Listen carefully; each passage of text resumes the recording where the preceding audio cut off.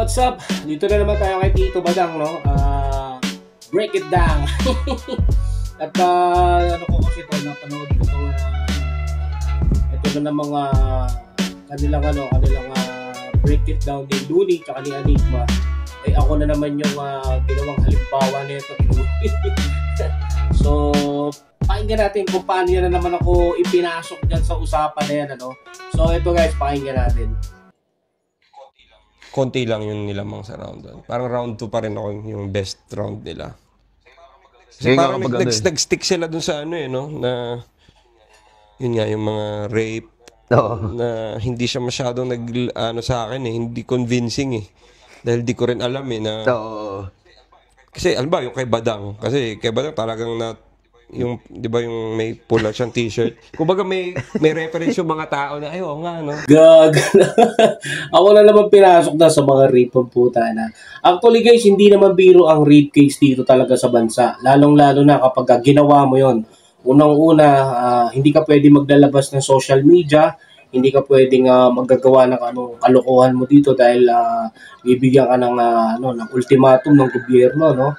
Lalo na't kalaban ko is DSWD dahil kustodiya ng DSWD pag minor de edad. Pero kasing mga gantong kaso hindi naman natin pwedeng pagtawanan kasi gawa nga po ng kung talagang ng rape yung tao. Ako naman hindi naman talaga ako ng rape, hindi rin naman ako nag-attempt. Wala talaga. So ikukwento ko rin yan kung bakit ako nandun. Nasa salaysay ko din yan ng ang tawag dito, counter affidavit ko sa korte, no?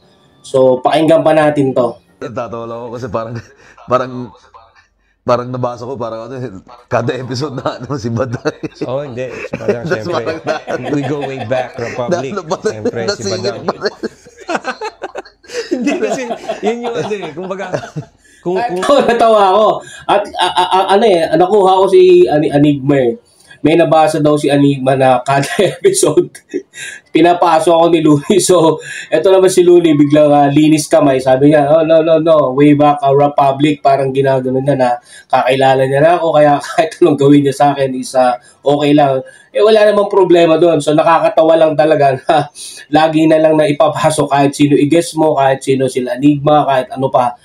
Lagi ako nandun. Basta lagi nyo tandaan guys, hindi biro ang rape case at hindi po yan na normal, no? Tingnan nyo sa dami ng nagkakakaso dyan, sila Looney, mga nakulong, mga nagbayad sila sa kanilang mga bail o ano pa man, kung sino pa man nakulong ng mga rap artist. Mas maselan yung sa akin. So yung sa akin kasi kaya ako pinaglalaban dahil hindi ko talaga ginawa yon. Meron tayong mga matatalinong talaga namang expert, no, na para siyasatin ang bawat mensahe ng isa o medical legal o katayuan. Kaya hindi yan basta biro. Kaya ko yan sinasabi lagi dahil kaya ko yan tayuan, kaya ko yan panindigan. Hindi ko yan ginawa. Kaya malakas loob ni Tito Badang magpaliwanag sa social media dahil ako mismo pwedeng hulihin ng gobyerno kahit sino dyan na mataas na tao, pwede akong ipakulong kung talagang may ginawa ako. So hindi, dahil pinirahan lang tayo. Kaya si Tito Badang laging tumatayo. So i-play pa natin to. Hindi kasi, yun yung kumbaga, kung piliin mo, diba? Ako guys, talaga natatawa ako rito. Hindi naman ako naiinis. Sobra. Siyempre, pag nainis ka, is guilty ka. Ako naman ginagawa ko na lang ding maging masaya na lang dahil unang-una wala naman ako talagang ginawa Kung masaya sila sa ganyan, walang problema. Nakatingin naman si Lord Kung may ginawa naman ako dun sa sa bata, si Lord na bahala sa akin kung totoo talagang may ginawa, di ba? Kaya enjoy na lang ang buhay natin. Alright.